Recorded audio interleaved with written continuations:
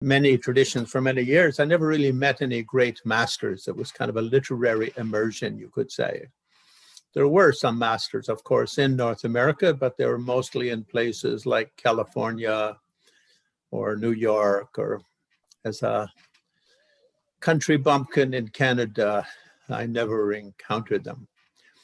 So it was kind of a literary immersion. And after high school and college, I went to England to meet my mother's side of the family.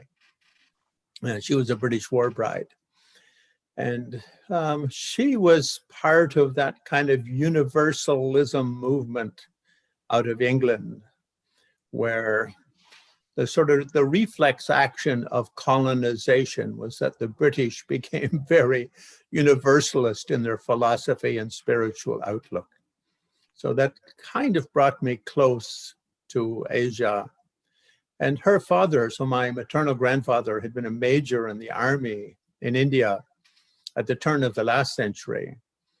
And so had many wonderful stories and great affection for India, the Himalayas, all those things.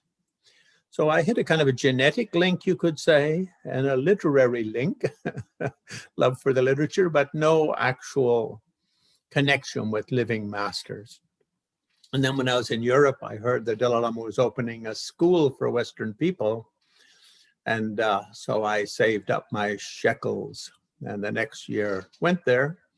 Thought I'd stay for 3 years, but after 3 years, noticed that I hadn't learned as much as I had thought I would learn, or was my expectation, but also deeply, deeply loved the whole life tradition and training that was going on in Dharamsala.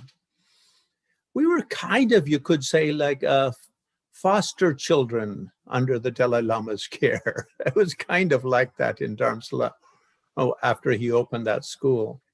He really chose our teachers to set up the curriculum, what subjects we would study each year, and would call us up for meetings every 2 or 3 months to chit chat and sort of eyeball us to see how we were doing. Even did stuff like, ask his own gurus, Ling Rinpoche, Trijang Rinpoche, to receive us and to sort of help us evolve through the enlightenment path. And if anyone had visa problems, tried to work out with the Indian government to get them their visas and all of that. So he was really kind of like a foster dad, you could say. And it was very, very wonderful. We could see him every week on Monday or Friday. He gave open audiences. So that was a great, great, great opportunity. And he's such a wonderful example of a good human being. Now, although he's Lama King, if you will, he's a completely humble person. Although he's highly learned, he's also deeply practiced. Although he's a celibate monk and one would think be a little bit stern and serious, he's always exploding in laughter and joy. And I think what the amazing thing with him too is he really, whenever anyone is with him, it doesn't matter how large the crowd, he kind of always gives you the impression that you're like his best friend in the whole universe. He has that kind of loving presence or embracing presence, whatever one would call it.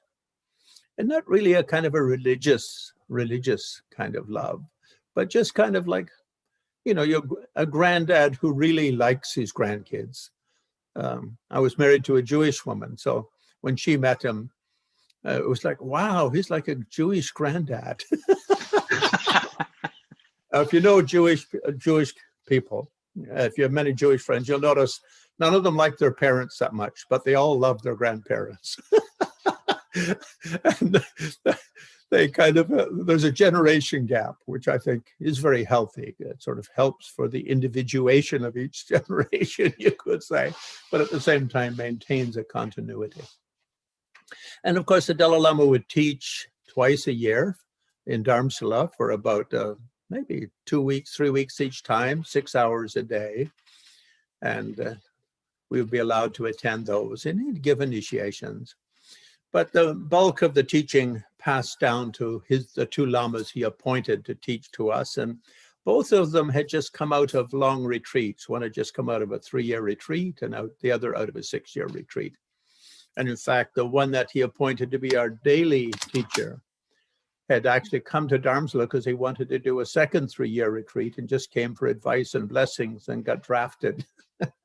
So they were very wonderful teachers, and both were, Laram Geshes from Tibet, so very well educated, but also very well practiced and very well meditationally trained. And because you're doing a long course, and as you're fully aware, Tibetan Buddhism sort of combines those elements of Indian, the Buddhism from northern India, which had evolved from the time of Buddha till about the 11th, 12th century, at which time Buddhism in India started to be destroyed by the Muslim invasions. So it sort of has a complete Buddhism, if you will, going all the way from the time of Buddha up to the end of Buddhism in India. So we followed a kind of a very typical way of training, which Tsongkhapa in his commentary to Six Yogas calls his book Yiche Sumden, the book of 3 inspirations, or 3, you could say, bases of confidence. And one is he relies on the original tantras taught by Buddha. Second, relies upon the Indian Shastras, in other words, the writings of the great Indian masters. And thirdly, the commentaries of the Tibetan masters. Yiche Sumden was actually the main book on the 6 yogas that I did. But when I went to do it, every lineage of Tibetan Buddhism kind of has a lot of its own quirky use of linguistics, you could say.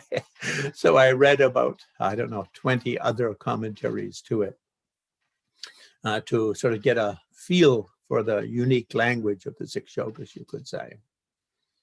Now, in terms of practice, the Dalai Lama had taught 6 yogas numerous times. And actually in 1974 or 73 or something. So at that time, I think most of you were probably there with us when Trijang Rinpoche, the Dalai Lama's junior tutor, gave that teaching and transmission. I think it was 1974. Looking at you, I think I recognize a few of you there, but of course you were Tibetan in that lifetime. So it's hard to say. There's been a few changes. So combining sort of you could say, the literary side of 6 yogas with the practice, living tradition of the 6 yogas. The Dalai Lama's teachings were on both occasions, you could say, were readings of Tsongkhapa's root text, his Yiche Sumden, book of 3 great qualities. Let's just call those Yiche. Yiche, Yi means mind, Yi means mind, and Che means blowing, mind blowing. A book of 3 mind blowers. Sometimes it's called the book of the 3 faiths, but that's kind of I guess faith can be mind blowing as well. But anyway, the idea is, when you read it, you have trouble finding your socks. They go flying across the room, kind of thing. And Dalai Lama would teach it both as a transmission and then as a guide to the practice. And with Trijang Dorje Chung, the Dalai Lama's one of his 2 root gurus, when he gave the teaching, it was at the last time in his life when he was teaching it. So he kind of gave a very deep transmissions covering all the corners, you could say. But then for individual practice, usually we connect with one of those masters the Dalai Lama had appointed, like Geshe Darge, Geshe Rabden, and so on. And so in that way, integrated into our practice. Now, Miles mentioned that you guys are reading through Tsongkhapa's Lamrim Chemo, Great Lamrim.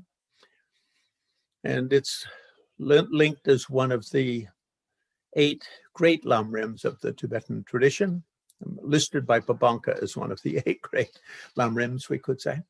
I had the good fortune that actually the first book I translated into English was the 3rd Dalai Lama's Lamrim, the Lamrim Ser Shunma, a little bit of a choppy translation because it was my first. And if I look back at it, then when I was doing it, the reason I did it is because I was studying it with Dhamma Lobcho Rinpoche, the Kyabje Ling Rinpoche's main sort of tantric disciple. And I visited Geshe Darge one day, and I said, well, he said, you're a writer and you support yourself there by writing articles for papers and things like that. We don't have much available on Gelugpa practice in English, so why don't you translate something? I said, the Tibetan is still a little bit tough for me. I've only been here 3 or 4 years, 5 years, and Dharma is also a little bit mysterious. So I could get a few things wrong. And he laughed and he said, don't worry, the first translations in Tibetan were all completely screwy. And every 50 years, they just revised them. He says, someone has to go first. So he said, if you live long enough, you can work through it yourself and redo it yourself after 20 or 30 or 40 or 50 years. Otherwise, don't worry about it. Someone else will just take your translation and do a retranslation and maybe list whatever mistakes you made in order to embarrass your ghost wherever you are. But someone has to go first. And so I had the great honor of really translating the first lamrim text ever translated. And amazingly, it was published came out in the spring of 1979. And at that time, the Dalai Lama had never been able to get a US visa.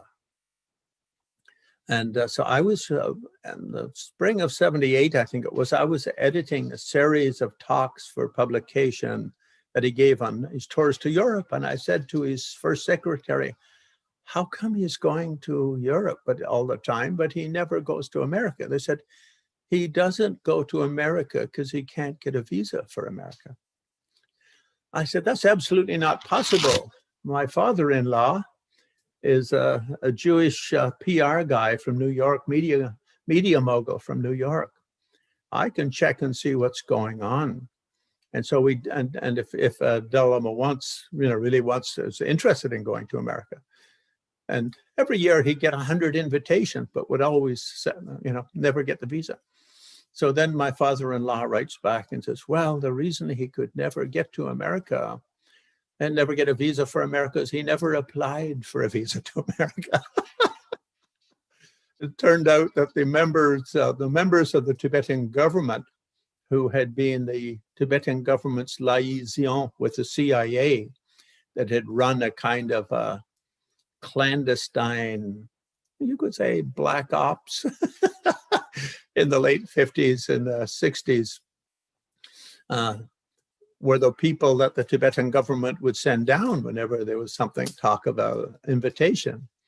And of course, the CIA was very against him coming over because it was a black op and they were scared it would get out.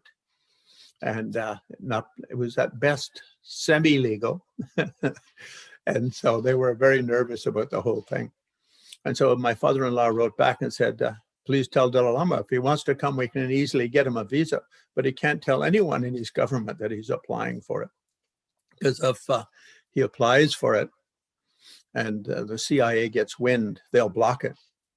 But once he gets it, they'll never have the courage to stick their necks out to try to block it. They'll try to block it clandestinely from behind. And so then my father-in-law, because of the power of the Jewish powers of persuasion, was able to get him his first US visa. And that immediately caused Russia to say, what? The Dalai Lama is going to America before he comes to Russia? And so this is late 70s, right? When it's still Soviet Union. And East Russia is all Mongolian Buddhism. So he said, this can never do. Never let the Americans do anything first. So then they quickly sent a letter of invitation to Dalai Lama saying, please come to Russia before you go to America. And this happened just like 2 weeks after my lamrim book came out. And when the third Dalai Lama was the one 1578 to 1580, 1585, those years, traveled and taught extensively through Mongolia, and was the one to whom the word Dalai Lama, the name Dalai Lama, was first used. And so he had taught that, he had written that lamrim back in Tibet. And at that time, there were lots of Mongolians in the Tibetan monasteries. So when he went through Mongolia, he always used it as a basis of his teachings, public teachings to Mongolians. So I had the great honor that when the Dalai Lama went for his first trip to Russia and to Mongolia in 1979, just a few months before coming to America, he bought 50 copies of my lamrim book in English. And I had some of the Tibetan text printed out and gave them both to, like, you know, I don't know what they have, president or dictator, whatever we want to call him, of Russia, and then down in Mongolia. And wherever he went, he had 50 copies, and he came back empty-handed. So they all got distributed. As a result, when I went to Mongolia, maybe 15 years, 20 years later, already I was quite famous up there because of this Dalai Lama having given out this lamrim book. So that lamrim, I think, is the first important lamrim written after Tsongkhapa's so-called 3 lamrims, and it became very, very popular study manual because lamrim chemo, you know, Tsongkhapa's writing is a little different than other writers in that he sees himself as coming into a world in which all of the lineages, all other schools existing in Tibet at the time, all had lineages that came directly to Tibet from India through the founders of those schools. So 20 schools like that in the so-called Nyingma, which at the time was not really a word used in those days. There were 20 of those with different translators and different teachers, and they went to India, or some Tibetan Indian teacher came to Tibet, and so on. And then with the so-called new schools, which started basically because of a wish to revise terminology for Buddhism, to stop using the dictionary created in 630 AD or so, and to rethink these words in the light of an evolving Tibetan language. And those, probably 30 or 40 of those new schools emerged at that time, in those centuries.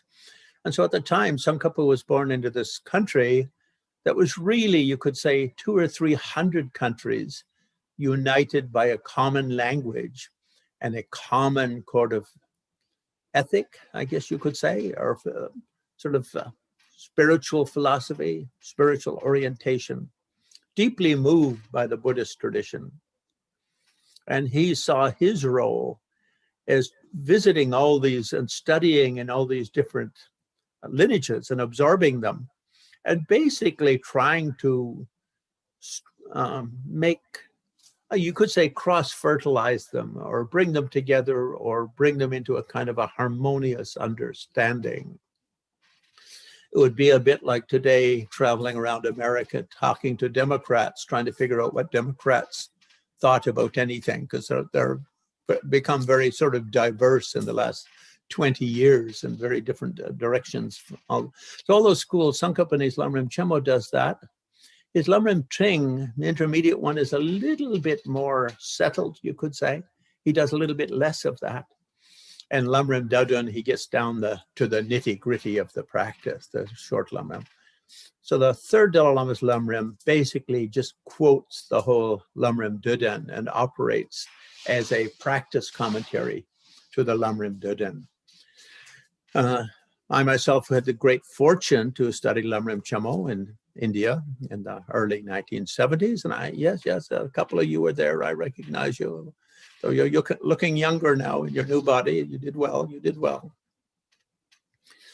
And so then going from that, and the nice thing about the Lamrim Sher Shunma is that Tsongkhapa wrote sutra texts so that they would remain, the language and the form would remain true to the language and the form of sutra. And he wrote Tantra texts with the language and the form remaining true to the Tantra sort of presentation, you could say, Tantra language. So when the third Dalai Lama writes his lamrim, he sort of dedicates the last chapter to Tantra. So it kind of brings together sort of how sutra works as the basis for Tantra. Now, when Tsongkhapa traveled around, once if you've studied Tibetan Buddhism for a while, you'll notice there's no such thing as a Tibetan sect or a Tibetan school. This is kind of a administrative structure and a monastic organization structure. Everything in Tibetan Buddhism is lamrim, is lamegyupa, the lineage of transmission of a particular practice. So, for instance, if we say 6 Yogas of Naropa, probably we have more people in Gelugpa practicing 6 Yogas of Naropa than they have collectively in all 12 schools of Kargyupa. But our lineage goes back to Tsongkhapa, and before Tsongkhapa goes to the Drikung Kargyu, and before Drikung Kargyu comes from the Pama Trukpa school, and before Pama Trukpa comes from Konpopa, comes from Milarepa, comes from Marpa, comes from Naropa, back through the Indian lineage. In that same way, if we say 6 Yogas of Niguma, Naropa's sister Niguma, again, Tsongkhapa receives that lineage, and he receives it from the Shengpa school. The Shengpa is called Shengpa Kargyu, but it's not Kargyu in the sense of the main Kargyu school. Kargyu just means oral instruction or word instruction. Now, the word ka in Tibetan actually means a kind of a command, like if a general gives a ka. This is a command, like, you guys, it's tea break, have a cup of tea. And all the soldiers jump up and have a cup of tea. So ka is used as kind of an honorific word for high-level instruction, you could say. And some people translate it as command in certain contexts.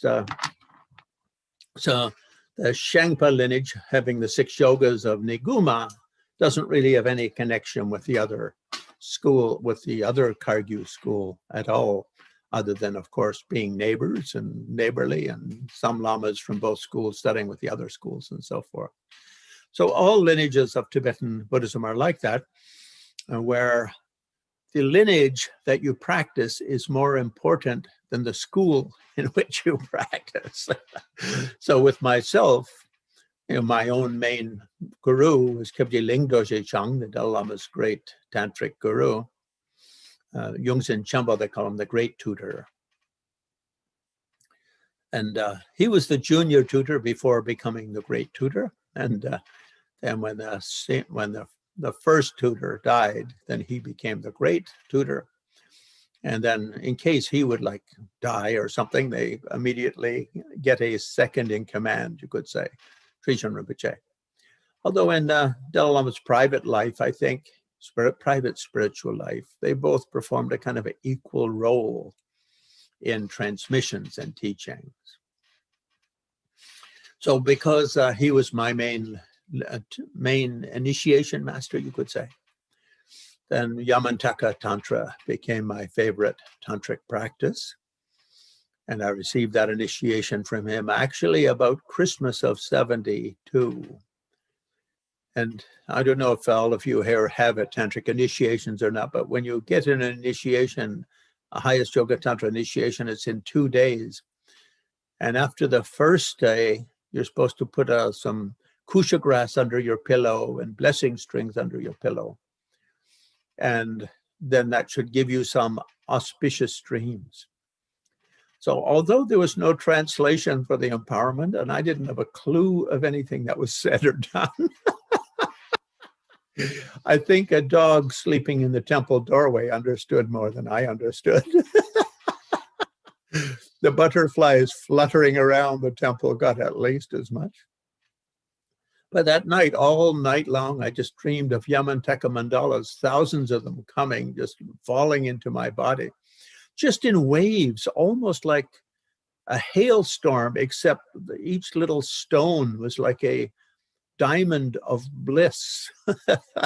When it hit my body, it would just sort of like go like a marshmallow into my whole body and bring this kind of explosion of bliss. And this went on for hours and hours and hours. And finally, in my dream, I just sort of went bang, pop, and fell into what was dreaming of being enlightened. I mean, it was kind of like in my dream, I thought I had just achieved enlightenment. So when I woke up in the morning, I thought, well, that was rather spectacular. I think I probably have a good connection with this guy. If he can do that when I don't understand a word he said, imagine the impact if I could actually catch a few words here and there. And so I took up the practice. And so that practice goes back to him and then goes back to Pabanka in Tibet and goes back over the years to Ralotswa, who brought it to Tibet and created a school called the Raluk. And Tsongkhapa made that a major tantric foundation of Gelugpa school of the Ganden tradition, you could say. And Six Yogas goes back through a different line, and I received that from Trijang Rinpoche. And Six Yogas of Neguma again goes back in a different line. And all the way to Tsongkhapa goes back in a different line. And before Tsongkhapa goes back to the person who brought it to Tibet in a unique line, and back in India is transmitted through a unique line. So I thought in terms of the Six Yogas of Naropa, in Tibet it had a number of names, and Tsongkhapa runs through these in his commentary. So in the early days, Milarepa referred to it as Bardo Tongdo, how to achieve enlightenment in the Bardo, how to gain enlightenment in the Bardo. And so Bardo Tongdo, gaining enlightenment in the Bardo, usually when we think of Bardo in the West, we think of between death and rebirth. We think of it as the hereafter when you're sort of traveling. But in the older way of referring, or more general sense, until we achieve enlightenment, we are always in a bardo. We're always in between. What are we in between? Well, we're on our way to enlightenment. And so we're not there yet. So we're somewhere between now and enlightenment. So as a result, we're always in between here and enlightenment. Now, in the Six Yogas tradition coming from Marpa and Naropa, then they referred more specifically to three important bardos. Three sort of Six Yogas language is put in, we're always in three between kind of states. And one is the bardo of the waking state between birth and death, Kechi bardo. And the second is the bardo of sleep and dreams, because we're not really between birth and death when we're in sleep and dreams. We sort of hop to a whole different world. No longer does time mean the same thing. No longer does gravity mean the same thing. No longer does physical matter or anything else mean the same thing. It's a kind of a whole other platform of experience, isn't it? So when we're between birth and death, we got two kinds there, the waking state and the sleep state. And we can't really put them just as the bardo of this life, because they're so different from one another that they deserve a different name. Like apples and oranges, we can say, oh yeah, they're all fruit, but still they're different enough that if you want an orange, the apple won't do. And if you want an apple, the orange won't do. And the third bardo being the bardo from death to rebirth. So in the West, we have this book, Bardo Tudol, Tibetan Book of Liberation, by listening to the Bardo teaching, or listening when you're in the Bardo Tudol. And amazingly, that was actually written when Karma Lingpa was living on Gampopa's mountain. So whenever I teach, I always mention that the Tibetan Book of the Dead and the Tibetan Book of Liberation through Herring and the Bardo is, in my opinion, strongly influenced by the Six Yogas of Naropa teaching. And it adopts many of the same, all of the same ideas on Bardo and on Bardo yoga. It's just kind of an extension of it, you could say. And drawing the whole experience of 3 Bardos into the bigger picture of 6 Bardos. And the other 6, the other 3 to make up 6, being the Bardo of dying. In other words, from the minute you go, gulp, here I am, I'm on my way out, rapid exit, I'm in the elevator, it's flying to soon, and the door will open and I will be stepping out of this elevator. So you could say the Bardo of dying, Chunyi Bardo in Tibetan, which means a Bardo of like coming face to face with the clear light of the moment of death or something like that. But from the minute you're sitting there and your minutes are a few minutes or a few hours away from the shutdown process. And then the Sipe Bardo, the Bardo of becoming, which means what happens, the wandering in the hereafter, in search for the rebirth.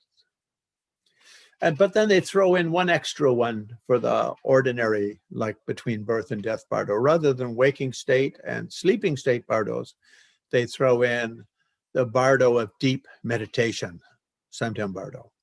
And the reason for that is, again, when you're in very deep meditation, you're not really alive and you're not really dead. You're not really awake and you're not really asleep. There are distinctly different characteristics when you're in very deep meditation of being just ordinary awake, watching, I don't know, Saturday Night Live on TV, or, going to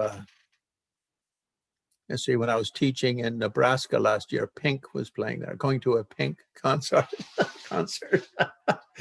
or lying in bed fast asleep. There's a big difference. So they use the word samden, which means Jian or Zen in Chinese and Japanese Zen, but means very deep meditation characterized by samadhi. And so they make it into 6, but other than that, it pretty much follows the order of the 6 Yogas of Naropa, as well as many of the practice principles for the 6 Yogas of Naropa. Now, when the original text came to Tibet, so Milarepa referred it as liberation in the Bardo. In other words, when you're awake, how to be moving toward enlightenment, how to be somewhere between here and enlightenment, but in the direction of enlightenment. Trung means being led, and Drol means liberation. So how to be led, like every step you take during your day, how to make that step one step closer to enlightenment. Every breath you take, how to make that breath one breath closer to enlightenment. And this is based on this old idea of samsara and nirvana. Samsara korwa, just going round and round in circles. As long as you're going round and round in circles, you can walk for 10 million steps, but not get any closer to your destination. When I was a young man, I don't know, maybe 12 or 13, a young fellow, my brother and I and one of our best friends got lost in the forest. And the funny thing is, in the forest, is the way your marching pattern goes is generally to take you in complete circles without any compass or any effort from any other guiding principle. Usually after walking 6 or 8 or 10 hours, you end up exactly where you left. So samsara, that's the meaning of samsara. You never go anywhere. You just basically are walking in circles. It's like this friend of mine in Pittsburgh, where when I go and teach in Pittsburgh, I sometimes stay with him and his wife. And he does a 10,000 steps a day. He has like a little Apple counter. But he always ends up back at the same place he left from. Although, admittedly, a few calories less. So Bardo Trungdal, how every time you're awake, every moment you're awake, to have this moving you a little bit in direction of enlightenment. When you're asleep, how to have your sleep moving you a little bit in the direction of enlightenment. When you're in samadhi, when you do meditation, how to have that moving you toward enlightenment. Because otherwise, lots of people meditate, but they don't become any more enlightened through it. They just have a few health benefits, maybe a bit better blood pressure. They might become a little bit more irritable because when their kids disturb them meditating, they get angry. Is that true? I don't know.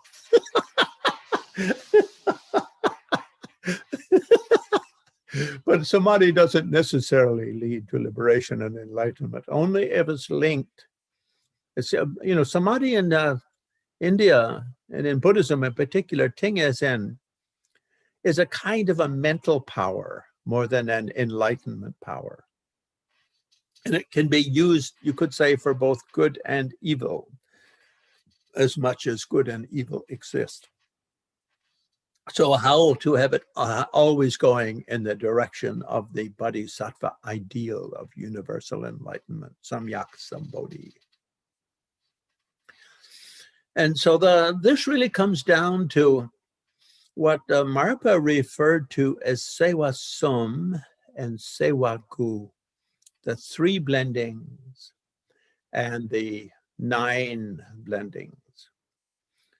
And so, for instance, in my practice of the 6 Yogas of Naropa that you guys have all memorized for today's event, I'm sure I can quote page 274, 3rd paragraph, and you'll just lean back and go.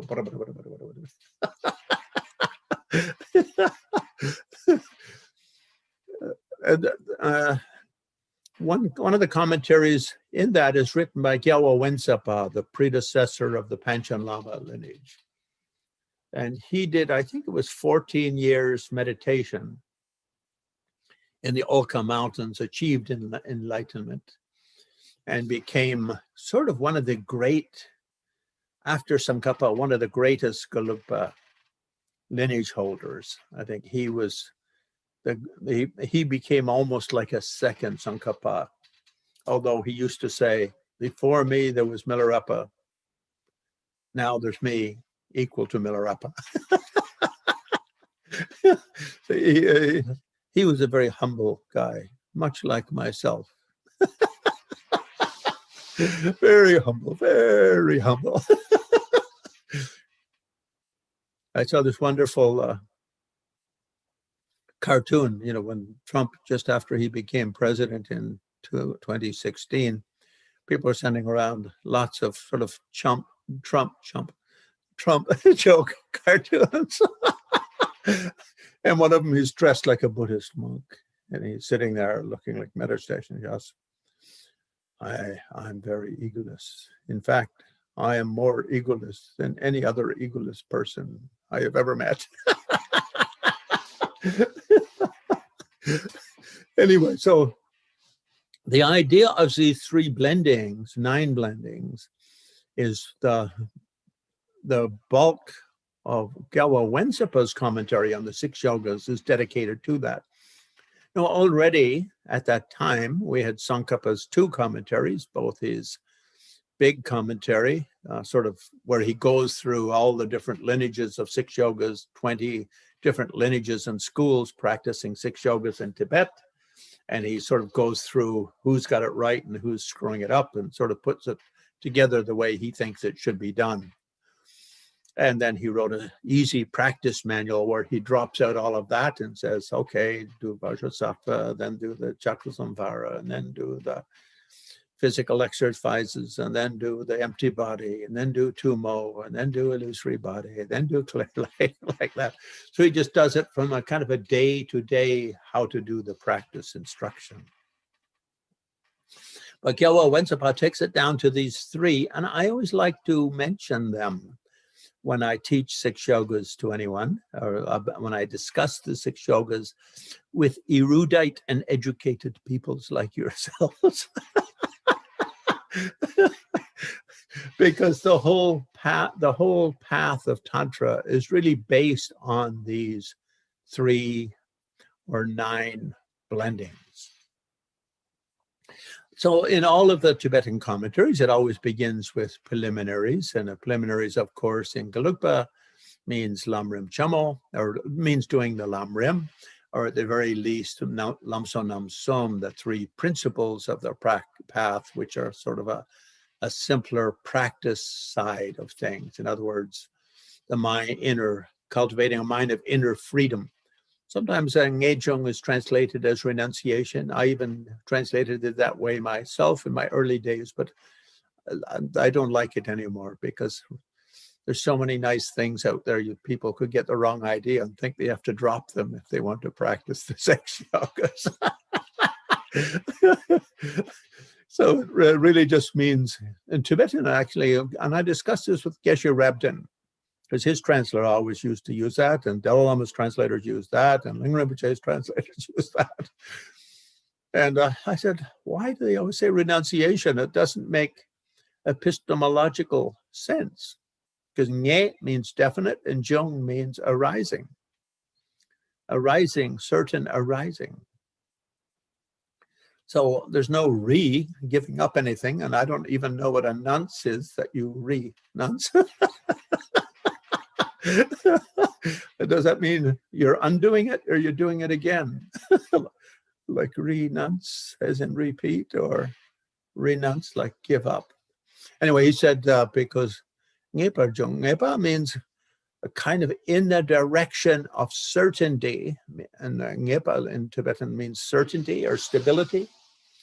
And in this case, that meaning enlightenment, and jungwa meaning arising. In other words, your mind flows with some kind of inner freedom or stability, not being pushed and pulled or drawn in by the beautiful things of the world, or repelled by the not so beautiful things of the world, but simply learning to sort of create an inner platform of experience, which experiences without overly reacting. And the basis, of course, is that we always exaggerate. And we see when I was a young man, you see a beautiful woman, you go, wow, the answer to all my prayers. Wow, 2 or 3 nights with this lady, and I'll be like the happiest man on the planet. And 2 or 3 nights later, it's like your bank account is emptied, and your shoes are gone, and your wallet, and all of your ID. Now, not that that's common. Not that it happened to me. It's not a personal bio anecdote. But the idea is, when we see things we're attracted to, it's a kind of a combination of genetics and cultural predispositioning.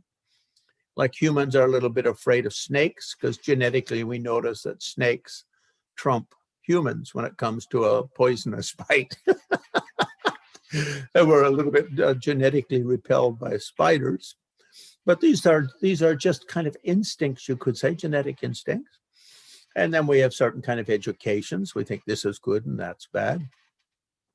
And in Buddhism, we throw in the previous life factor.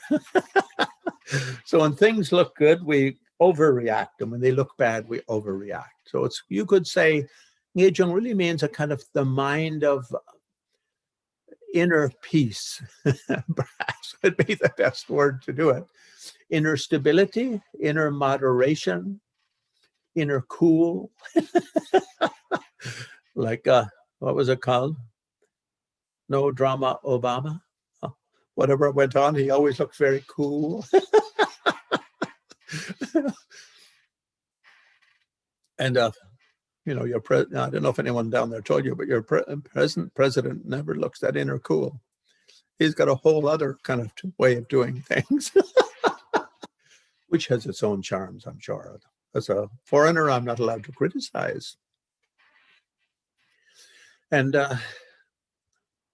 So ngepajong meaning that, and the bodhicitta meaning learning to have a mind or developing a mind which has natural affection for others, regardless of their seeming deservingness or non-deservingness.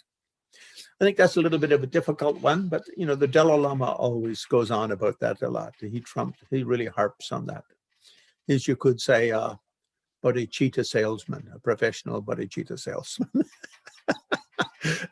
But as Tsongkhapa puts it, unless you can develop a mind which always feels affection for others regardless of their behavior, regardless of their worthiness,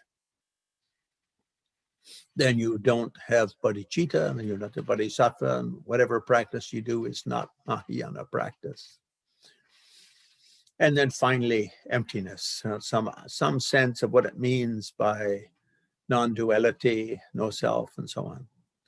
From that side, and then on the Tantra side, doing some of, in Six Yogas of Naropa, it's always advocated to do some Vajrasattva practice.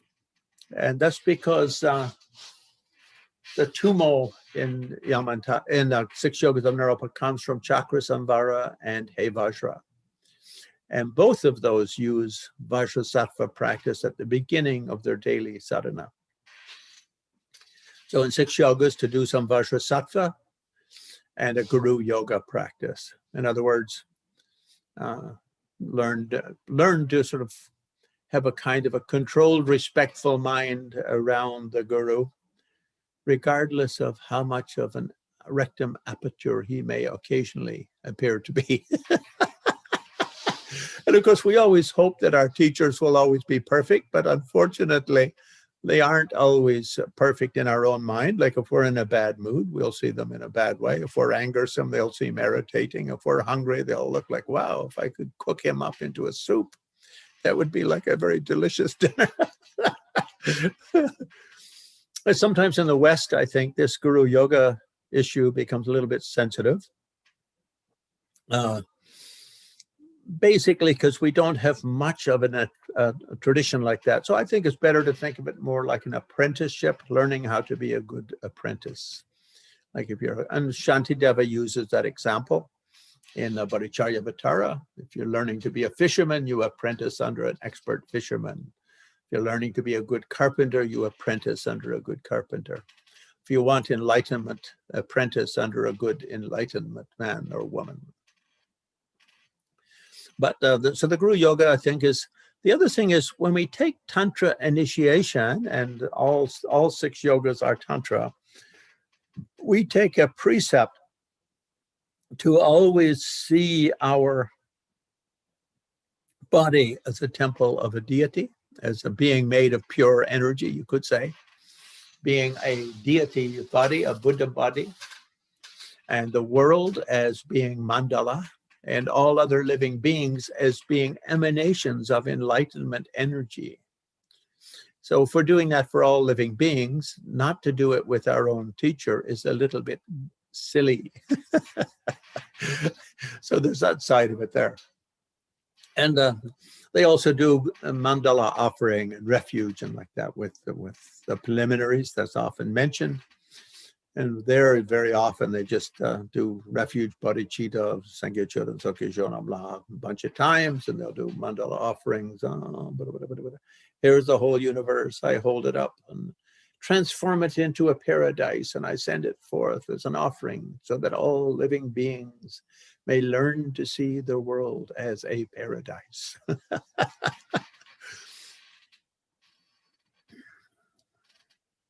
I think that's based on the idea that wherever a Buddha sees that place as paradise. And wherever a grump is, that person sees that world as grumpy. And wherever a lustful person is, that a greedy person is, that person sees the world as a field of greediness and so on.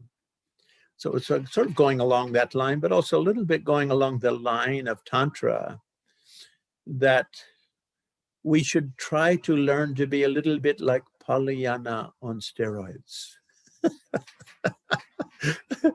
our own body is perfect, our own mind is perfect, our own life is perfect.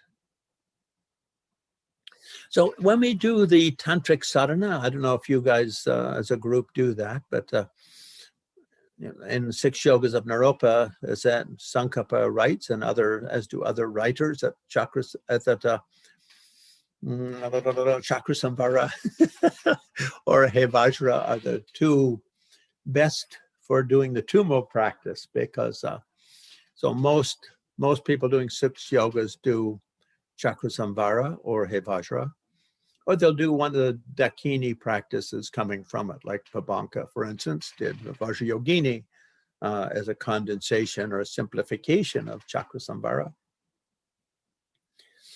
And now when we do those practices, I think when we do generation stage practice in highest yoga tantra, there's the main aspect of that practice is known as kusum lamkir in Tibetan.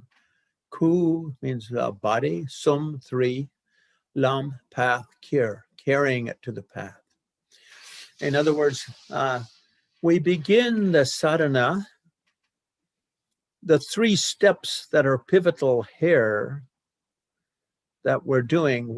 How do we take the kusum lam kir? How do we take the totality of our life into 3 Buddha bodies? How do we draw everything that we do? How do we make everything that we do become me, the Buddha? My mind, the Buddha, my thoughts, emotions, like that, and everything I do and that happens to me. How do I do that? So obviously, it's a kind of a, so therefore, another name for Tantra is Lagi Naljor, Rope Lagi Naljor, the yoga of being a playful deity. A deity here means Buddha. The playful yoga, yoga of being a playful deity. How to always be a playful deity. So when we get initiation, we take the precept that henceforth, from this moment on, I will be a playful deity. Everyone I encounter, I will see them as playful deities. In other words, it's transforming the ordinary appearance of things in a very unique and specific way. So that's kind of the introduction we get to what Marpa meant by Sewa Sum or Sewa Gu, the 3 blendings or the 9 blendings. So if you look at a Yamantaka sadhana, for instance, in the beginning, after Vajrasattva and so on, you go Om Sabo Chora Sabadama Sabo Wa Shodo Om. Everything goes into emptiness. And when you say that, you think, oh, I'm dying. And you imagine that everything happens just like at the time of death. You're sort of the earth energies, as it's called in Tibetan and in India, Sanskrit. Earth energies begin to lose their power and you can't move your arms. And then the water energies begin to fail and your heart slows down. And the fire energies begin to fail and the body starts cooling. And the air energies fail and you stop breathing. And this the outer signs. You can't move your arms with one, and heart slows with the other outer sign, the inner sign, and the outer fire sign, your body cools, and the outer with air, you stop breathing. Well, when we go to sleep at night, it's a little bit like that, but in minuscule, isn't it? It's in miniature. It's kind of like a rehearsal. And the inner sign, when the earth elements fails, there's kind of like a mirage. The mind goes kind of miragey, like.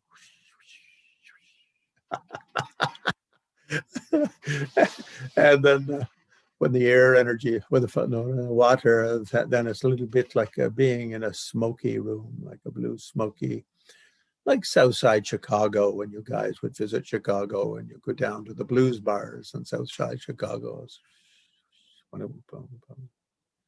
Blue, blue feeling. Smoky, smoky. And then fire, flickering firelights, or little blasts of light, like watching fireflies at night or something like that, little sparkles from a fire. And then when you stop breathing, the mind is like in a butter lamp in a temple with no air. And then our experience of conceptual mind arises because at the time of our conception, we have the male drop from our dad and the female drop from our mom. And this generates out to form this body, and that gives the energy structures giving rise to the 80 conceptual mindsets. Buddhism loves these numbers. I mean, Buddhists are really good gamblers. You know, if anyone opens a casino in Lhasa, expect to lose money. Those Tibetans will outcount you every day. They'll make card counting, and they're just like so smooth that no one would notice. The white drop comes down from the crown to the heart, and the male energies that support the 33 conceptual mindsets of aggression fail, and the red drop moves up from the navel, and the 40 conceptual mindsets supporting the 40 energies supporting the conceptual mindsets of attraction and passion fail, and the 2 collapse together at the heart, and the 7 energies supporting the conceptual mindsets of an independent self fail. And with the first, you have a moon-like swoon, and the second, a sunset reddish swoon, and the third, a kind of a coal black shining in the mind. And then fourthly, you have what's known as the fourth clear light. In other words, the fourth radiance, primordial clear light mind. And the first Kusum Longkar is taking this as Dharmakaya. In other words, from henceforth, everything I do in my life is going to be free from those 80 conceptual mindsets in as far as this is possible. And I'm going to blend this with Dharmakaya. In other words, the mind of Buddha, the mind of a Buddha. This is my natural Buddha, you could say. This is my natural Buddha, my secret Buddha, hidden deeply within my 80, beyond the other side of my 80 conceptual mindsets. Is my, I don't like to use the word true self in Buddhism, because then, you know, even Buddha would get mad at hearing true self, but let's say true self. After all, we've just gone into Dharmakaya mind. We're now equal to all the Buddhas. And then we sit in that for some time. So blending the 3 kayas, the 3 blendings in Marpa's 3 or 9 blendings. If it's in the 6 yogas, there's 9. If we include the generation stage, it becomes 12. So then we come out of that. And then when we come out of that, the lelung, our karmic energies, our long practice of bodhicitta says, wow, it's so beautiful up here in the infinite clear light of, if we were to use Christian language, it's so wonderful up here in the Godhead, where everything is just radiant and infinite beyond all form and so on and so forth. And the only people can see me are other Buddhas. Oh, hello, Miles. I didn't know you were a Buddha. Wow, congratulations. Anyway, we sit there for as long as we can in our sadhana. And then we come out of that. Our bodhicitta comes up. And we think, well, it's so wonderful up here in the infinity of being, in the Dharmakaya nature, beyond all form, etc. But, there's all my bodhicitta thing. And oh yeah, there's all those other people out there. I better take a look. You know, it's a little bit like when I was, I don't know, maybe 18 years old, and I was on the west coast of Canada. And there was that time the most popular band in the world was the Doors, I think. And I was a big Doors fan. And it was very difficult to get a ticket. And I figured out how to sneak into the theater. And I got inside. And then when I was inside, I started feeling, all my buddies are going to be really irritated if I don't sneak back out. So anyway, we remember our bodhicitta. And then when we remember our bodhicitta, if it's in chakra samvara, in the sadhana, suddenly a tigle, a nada appears. And a nada, it's like a drop of sperm, white, moon-like, autumn moon-like, with a splash of menstrual blood, or ovum, you could say, but they just say blood, meaning menstrual blood. In other words, our innate maleness and our innate femaleness emerge from Dharmakaya as the white being a sort of a sense of the infinity of being, and the red a sense of the joyful nature of being. Just the sort of fabulous quality of being alive, just like the pure joy of being alive. Like if you're with a little baby sometimes when they wake up and their tummies are full and they don't have a diaper rash, and like if you're a parent, like for that 10 seconds. A little bit like that. So you're just basically a drop of sperm and ovum floating in the middle of space with nothing else there. And so with the first one, with the death and the clear light, this is known as blending, taking Dharmakaya, taking clear light of death as Dharmakaya. Now, going to sleep in Buddhism, it's a little bit like dying. It's like you're dead from today, and now you're going into another life. You're going into the afterlife of the dream, sleep dream. And it's the whole thing is like when you have the big death at the end of your life. And at that time, until then, you can come back and you still have your bank account and your shoes and your car and your driver's license, things like that. But at the death time, then coming back and expecting all those things is probably overly optimistic. So then you come out as this floating drop and you think, yes, just bliss and radiance, bliss and radiance, bliss and radiance. And so this is called blending or taking the bardo as Sambhogakaya. Taking the in-between as Sambhogakaya. Now, the thing is with Sambhogakaya, if you're familiar with that aspect of Mahayana literature, and Asanga goes into that a lot in, his Bodhisattva Bhumi and Abhisamya Alamkara, those kind of books.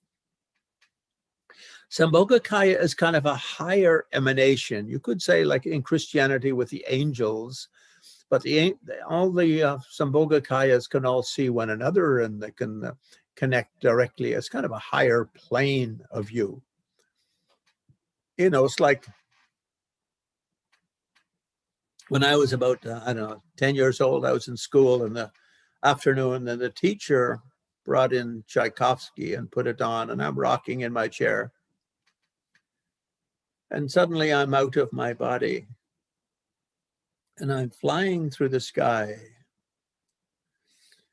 And there's just some beautiful radiant clouds and a big blue spot in the middle, and I'm sort of like a rocket ship pointed in that direction, but with not much of a sense of my body, just a sense of being this spirit being propelled toward the space.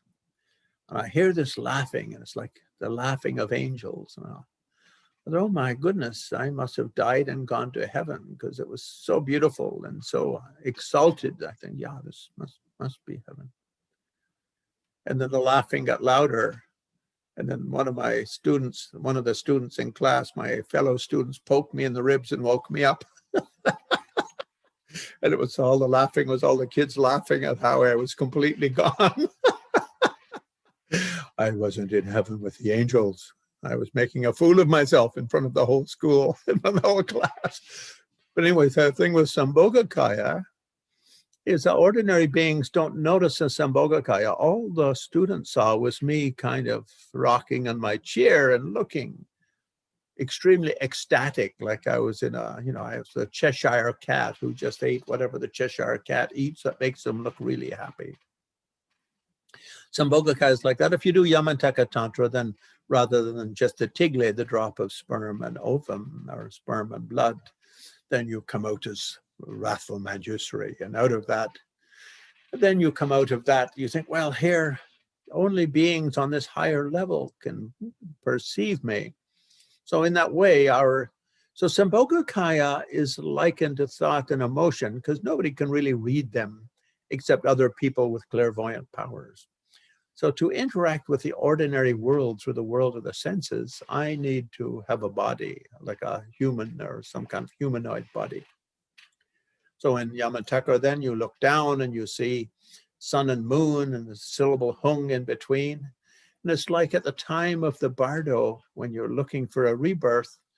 Now in the Abhidharma and also in Tantras, it says, our parents don't choose us, we choose our parents. And that gives us the right to boss them about as much as we like, because from the beginning, we're the bosses. According to Abhidharma, we're floating around in the Dharma and we're looking down, and floating around in the Bardo, looking down, and we haven't managed to achieve enlightenment in the Bardo, and so we have to come back and take another crack at it. We notice, 50 or 100 different couples around the world making love, and we sort of float around here and float around there. Eventually, one of them attracts our attention and says, oh, you guys won the lottery. You get to have me. Fabulous, great, wonderful me. I need a womb with a view. And so in Yamantaka Sadhana or in Chakrasamvara, Guyasma, then you just fall like a shooting star into the ovum. Well, the moon and the sun together in the center of Hung, supposed to be like the fertilized sperm and ovum. And you fall into the Hung and you re-emerge as the tantric deity, Chakrasamvara, Yamantaka, whatever, like that. And so that's taking rebirth as Nirmanakaya, taking rebirth as Nirmanakaya. So from the beginning of tantric practice, it means now, after we do that, we do some mantras, then we get up from our meditation cushion and we go around between meditation sessions, like go cook, go to the bathroom, go to work, pay some bills, go to the bar and have a Guinness. Whatever it is we do, we are now Yamantaka or Chakrasamvara Vajrayogini. So sometimes in Tantra, we'll see ourselves as a male deity, like solitary Yamantaka, or a female, like solitary Yogini.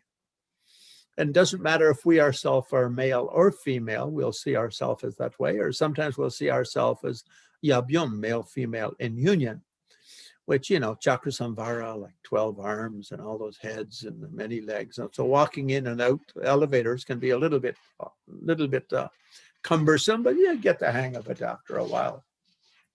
So the idea then becomes how to bring the joy and bliss of being just a drop of sperm with a splash of ovum or a splash of menstrual blood, how to bring that joy into everything I do.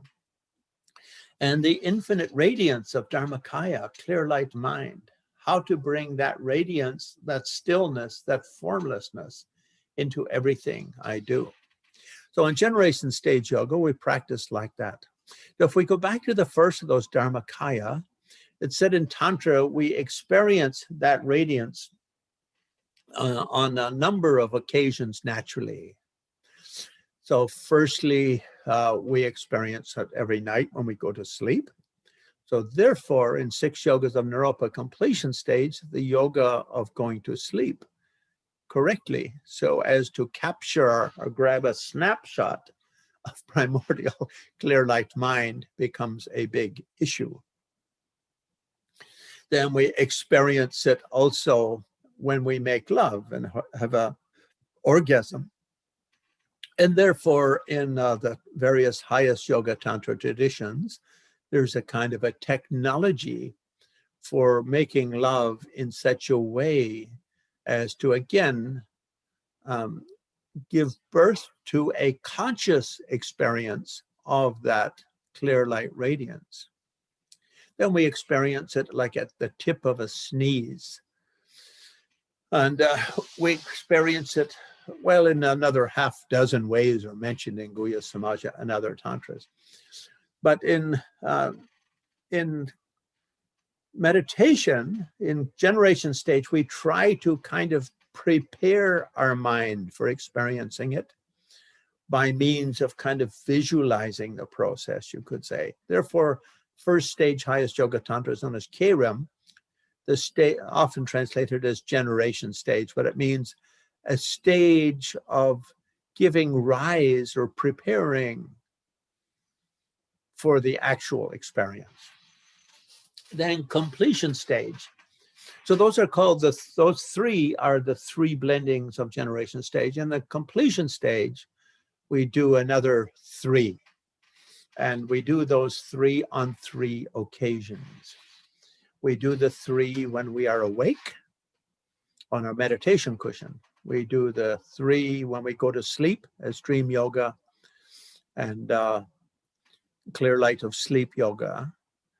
And we do those at the time of death. So therefore, those 3 become 9. When we're awake, 3. When we're asleep, 3. And at the time of dying, 3. When we're awake, 3 is that really really means doing tumo on our meditation cushion.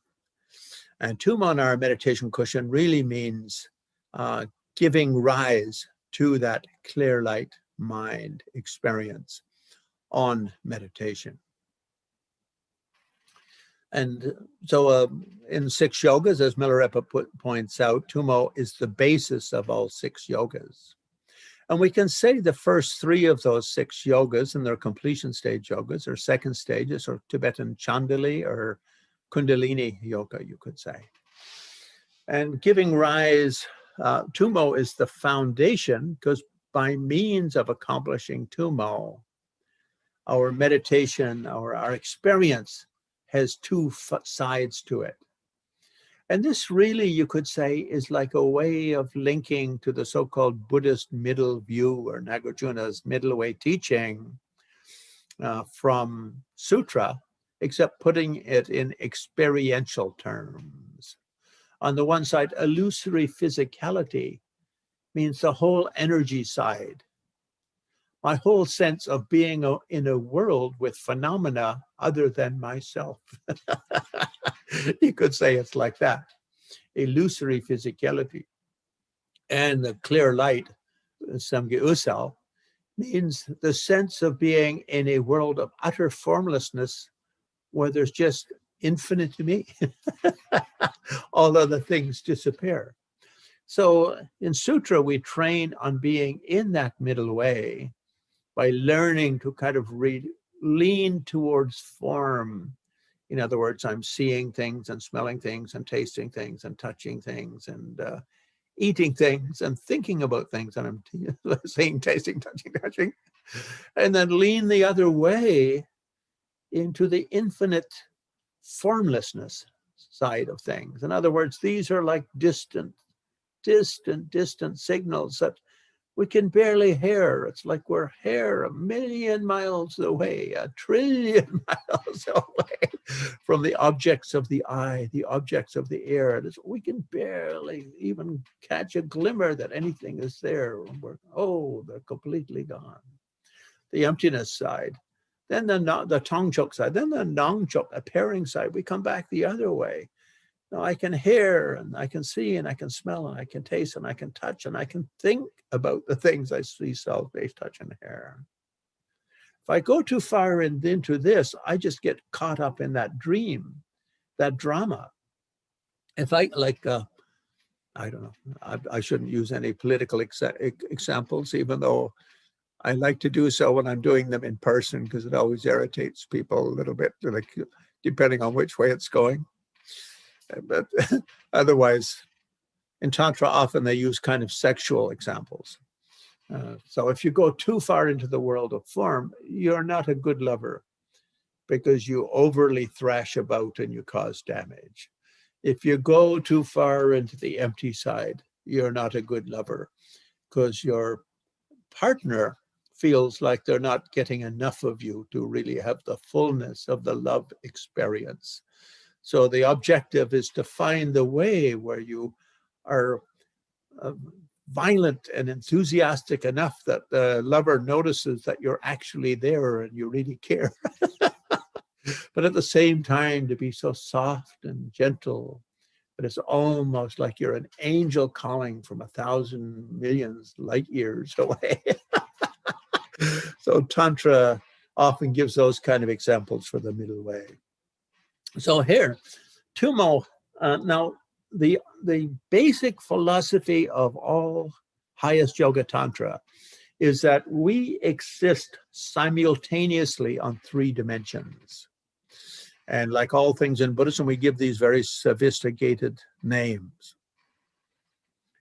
Coarse, subtle, and very subtle.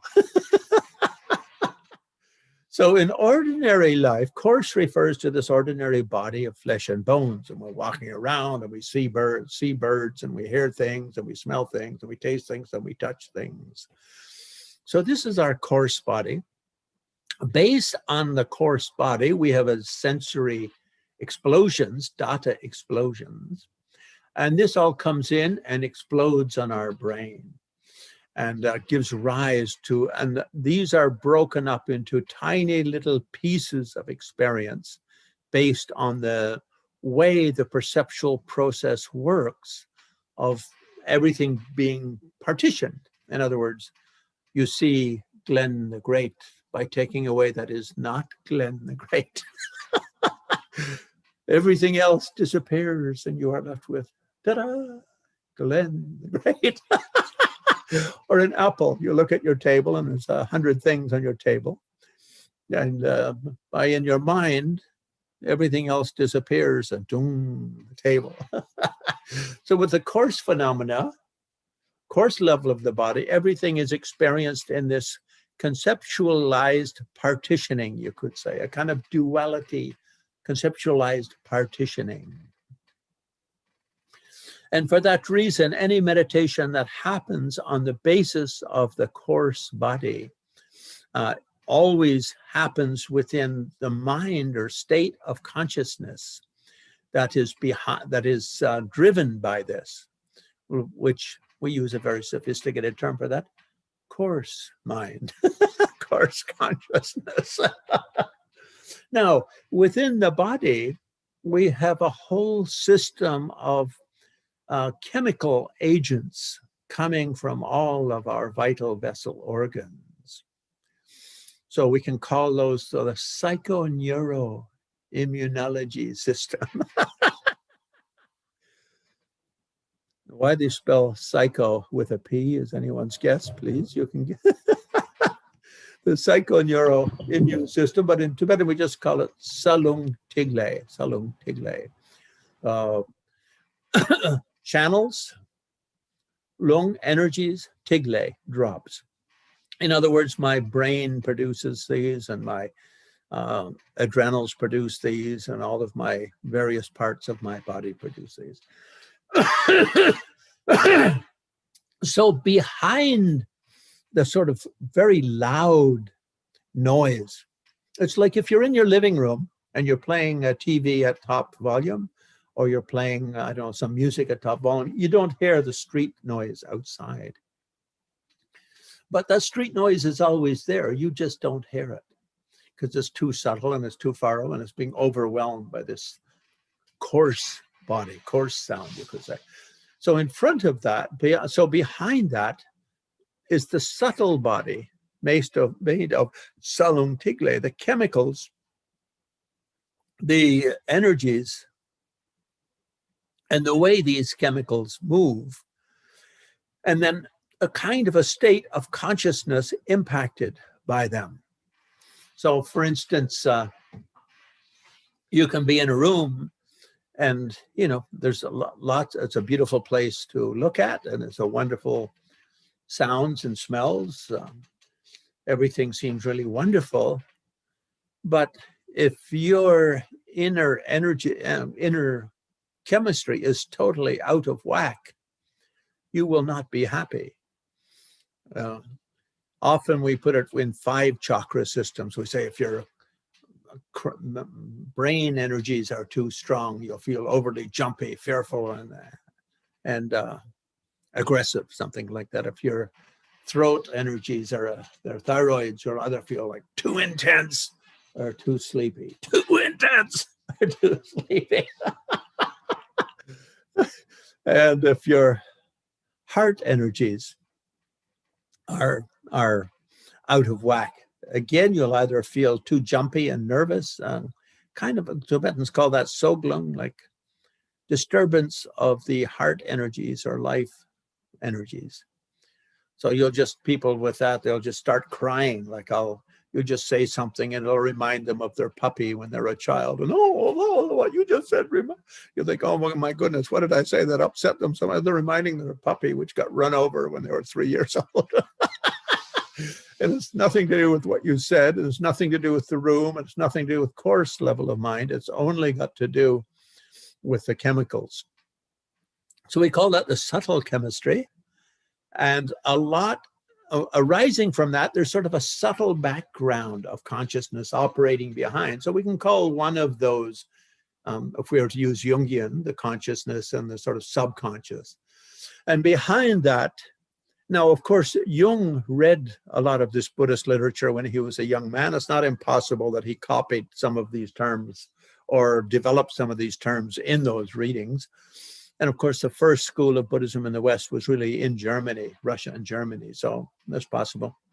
And of course, he also wrote the forewords to Tibetan Book of the Dead, the 1927 edition, stuff like that. So he was well aware of some of these ideas. And then the third is if we can totally stop the heart and the physical processing and bring our whole body into a state of the timeless zone.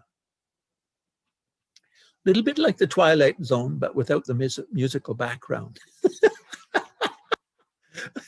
And so then that's what we've done in Tantra with extensive breath retention. And it's a kind of a higher level of tumo, taking a breath, taking a very deep breath, bringing the energies to the heart, and everything completely stops. So now even the ordinary chemicals of the body are no longer playing a factor. There's basically, we've brought all the energies to the heart. And so we're back to being a kind of a one cell being, you could say, like at the moment of conception, perhaps, something like that. And arising from that is the most subtle mind, or the very subtle mind.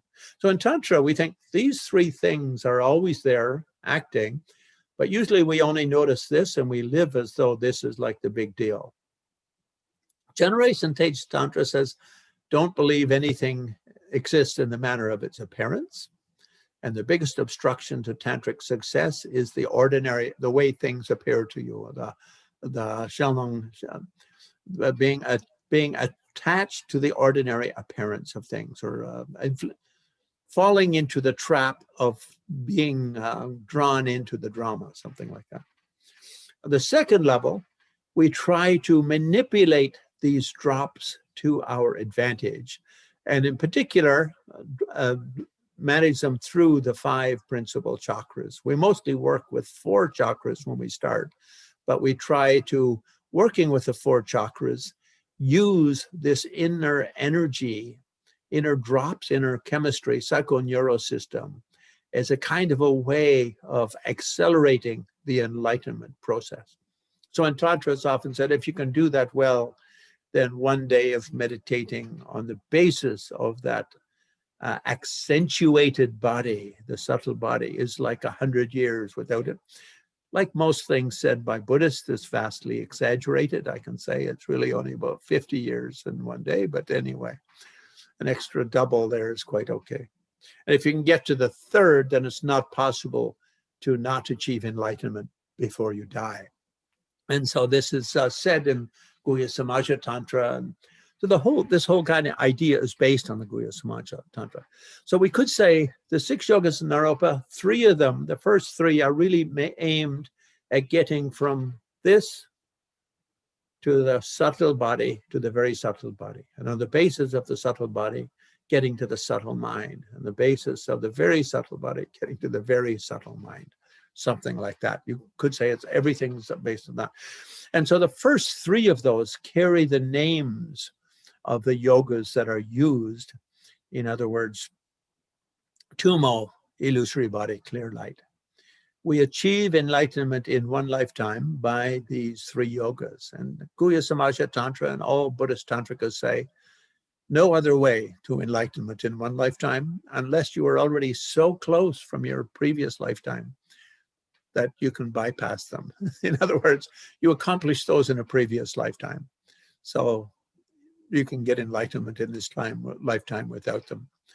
So that's always said there. So these three we can say are the main plan A for achieving enlightenment. And the third, the fourth, fifth, and sixth are kind of plan B. You find yourself on your deathbed and you screwed up somehow, even though you had great teachers and you had a great opportunity. For whatever reason, you watched too much TV or you just got too addicted to ice cream and whatever, but you just lost a little bit of the edge on paddling your canoe across the ocean to the Jewel Island of enlightenment.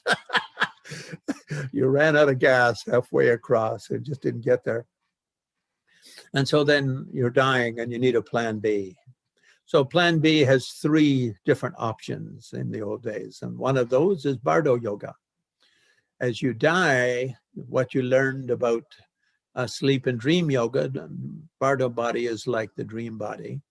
Therefore, you can practice understanding the Bardo by practicing lucid dreaming, training in lucid dreaming.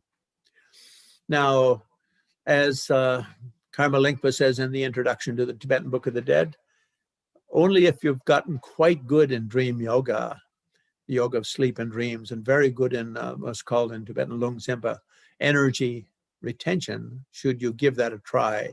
Because if you don't succeed at it, there's things go wrong. They could go, your canoe can get washed downstream quite a long way. So better, if you don't feel competent to do that, then do POA, which means in using your energy practice and projecting yourself in a particular way, sort of forcefully throwing yourself out of your body. So POA literally means blast off,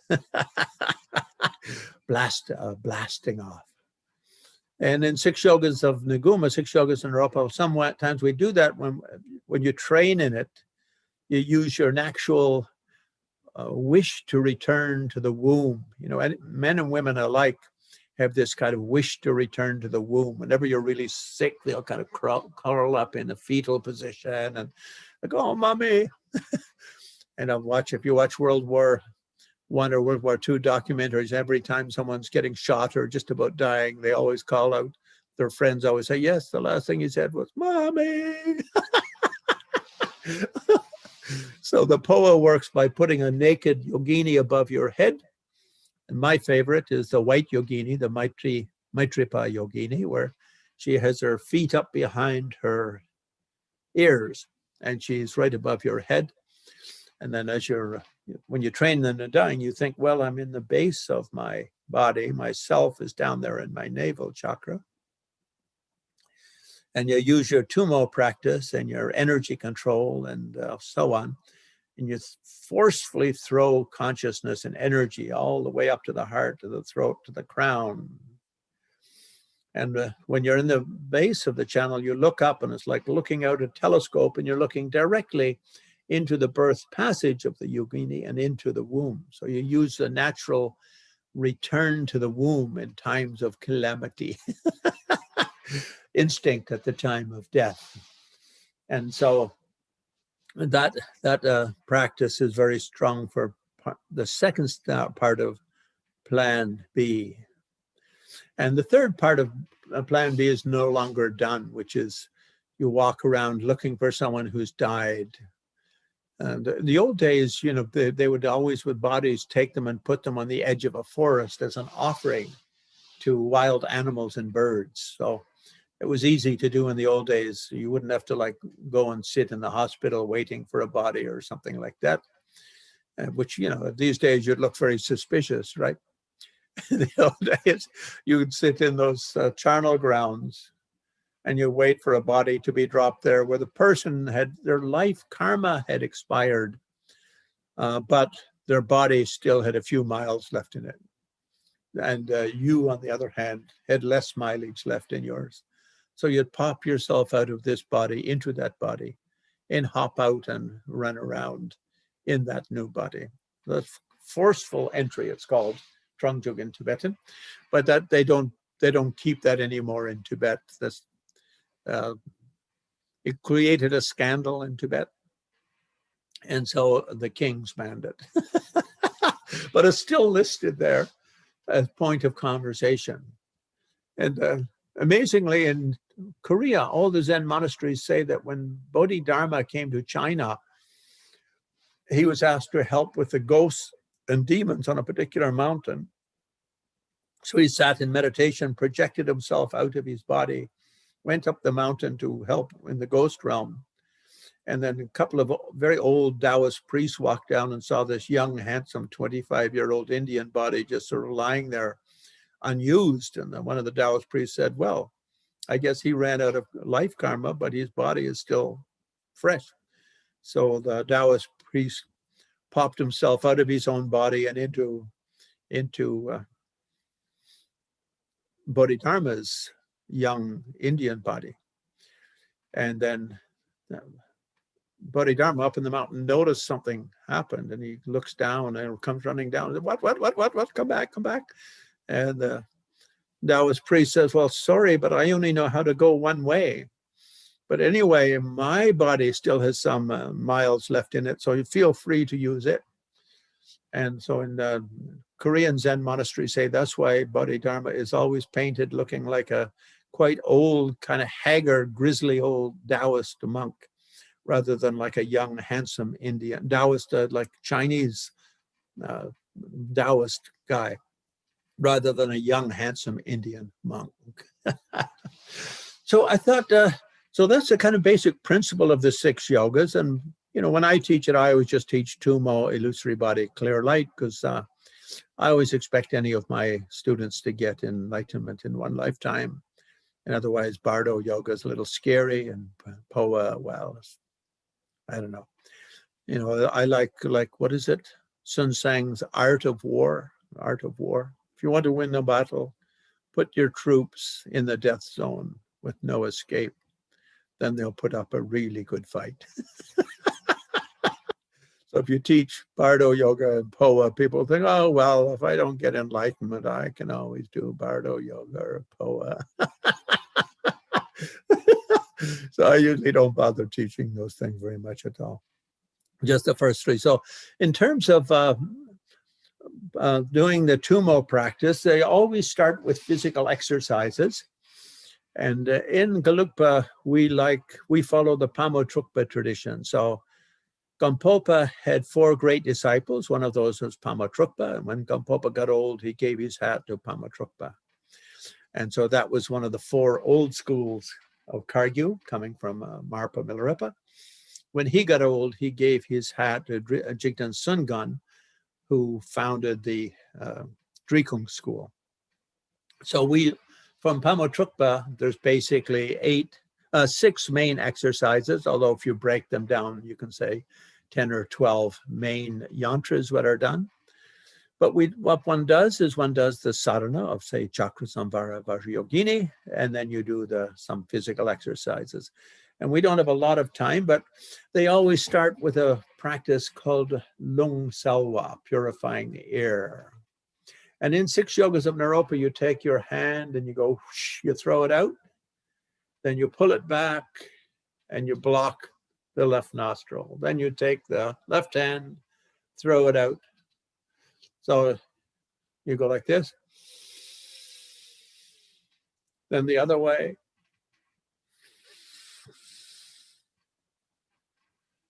You do 3 times with the air going like this. So in other tantric systems, they don't do it so dramatically. They don't throw the arm so vigorously. Often you'll see them just go like very lazy, these, you know, lazy nyingmas and bunpos and Sakyupas, Karmakargyupas, the lazy types. But in the Pamo Drukpa tradition, they enthusiastically go whap. Yeah, it's not over laziness. It's just the way the transmission was passed. So they do that in all different schools, not just in Six Yogas of Naropa, but always before doing Tumo, you do that. And one of the reasons for that is because normally we breathe very shallowly. And when we breathe shallowly, then we have a lot of dead air and dead energy in the base of our lungs. And so when you go out like this and you breathe in through the right, it's like you're breathing in moonlight, like milk almost, and it's male energy, universal male energy. And when you breathe out, it's it's slightly dirty milk, grayish, sort of carrying out any sort of listless. So male energy, we're all, from our male ancestors, so there's kind of this aggressive energy, and from our female ancestors is kind of passion. So we want to get both of those in perfect harmony and balance. The idea is something like that. So breathe in as deeply as you can, breathe out as deeply as you can. Breathe in.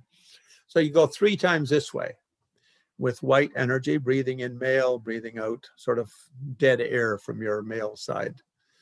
And some they also mention, like I noticed, like Nyingmas, they often say, oh yeah, when you breathe out the male energy, imagine also that you're breathing out like any anger and irritation and grumbliness, and your whole grumbly side of your personality.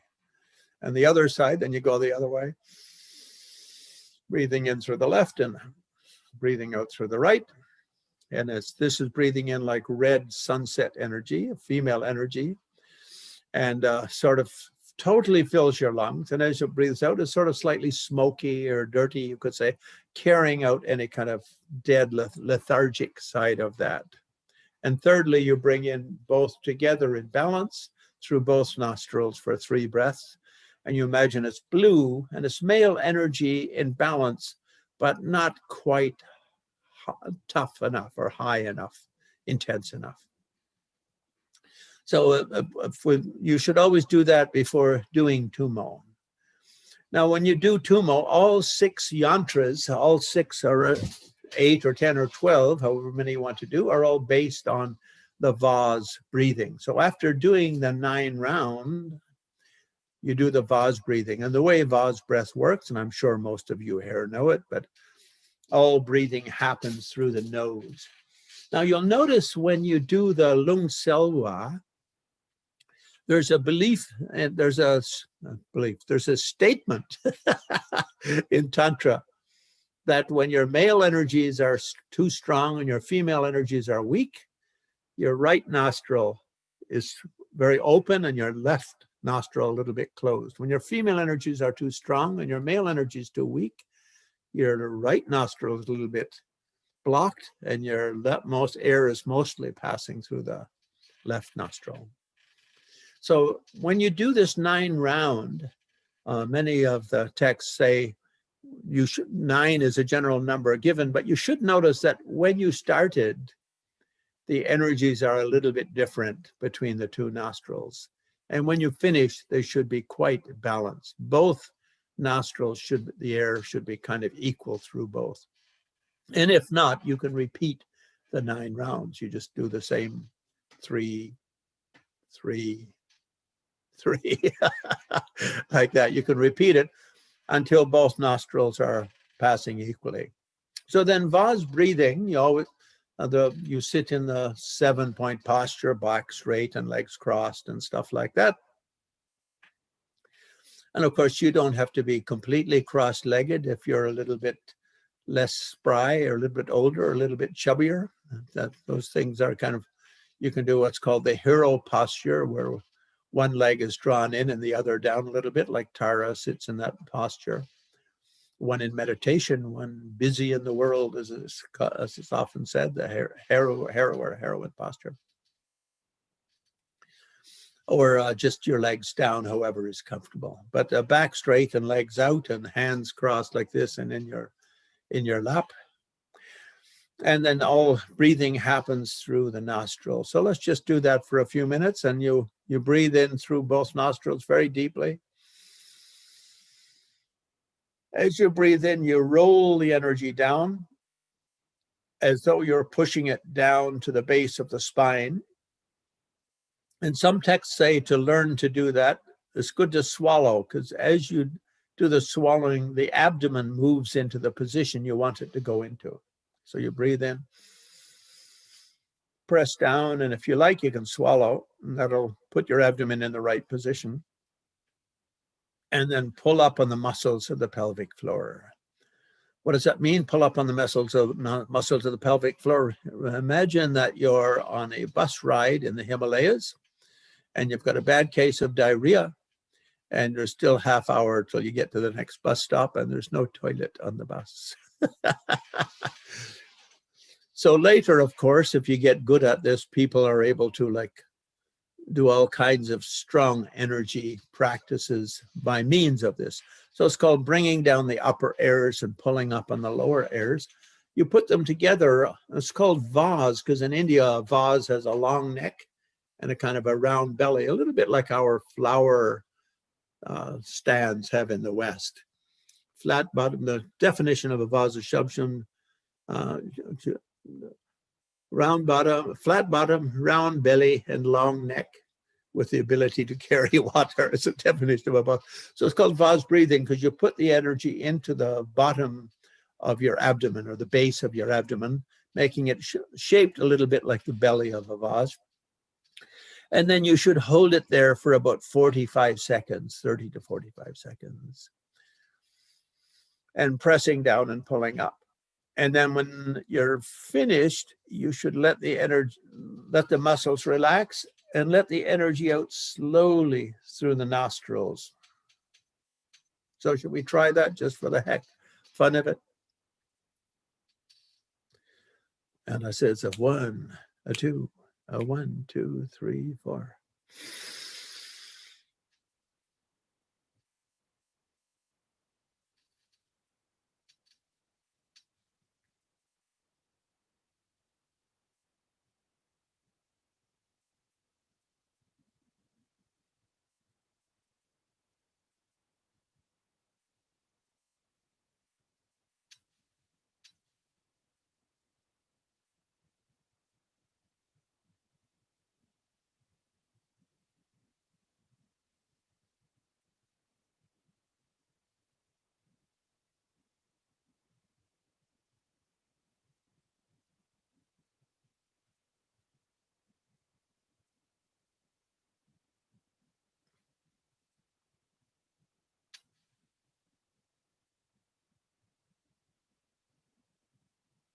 Then we do another one.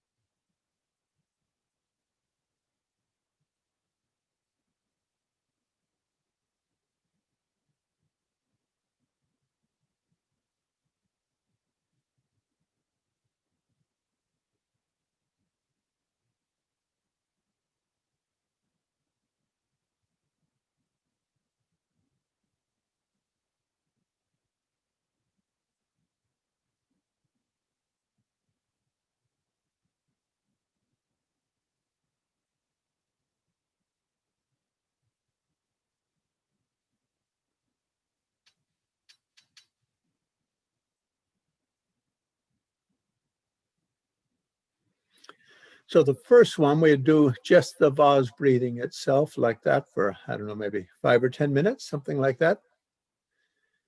And then you would do, while holding the vase, you're holding the whole thing in your tummy. So turn the tummy like 3 times clockwise this way, then 3 times clockwise this way.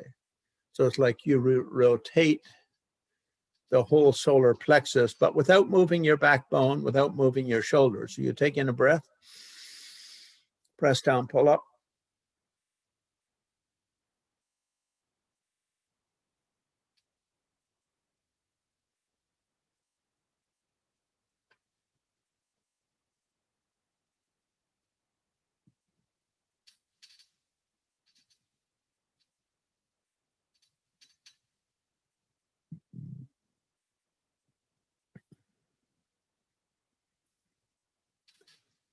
And when you turn the tummy this way 3 times and 3 times the other way, it's sort of like massaging all of your vital and vessel organs. So everything from your gallbladder and spleen and pancreas and so on to with males' testicles and females' ovaries and so forth. It also, causes the intestine to sort of be generally just shuffled around a little bit. So it's very good for digestion. And in fact, when I first learned it, in India, I got a bad tummy. This was maybe 1974, 75, something like that, when I started doing it kind of more seriously. And I couldn't shake it with Tibetan medicines or Western medicines. And I went to a Geshe Thupten Jinpa, and he said, well, no, do Tumo, 4 times a day for about 15 minutes, do this Lung Bumpa Chen with this breathing exercise, and you'll find your tummy will immediately get better. So it's very good for the whole digestive system. Now, the word Tumo literally means fierce woman, because we say men are the nature of water, and women are, well, the male energy is the nature of water and flowing down, and female energy is the nature of fire and rising. And so our whole digestive system is associated with the fire element because, of course, it's what makes us able to burn and consume and digest whatever we take into ourselves. So second is like that. Then the third one, we do the same thing, the vase breathing for, say, 3 or 7 or 21 breaths, something like that. But then with the tummy, we let it roll down and out and snap it back. So you basically take a deep breath, let it go right down and out, almost like you're stretching it out in front as much as possible, and just snap it back.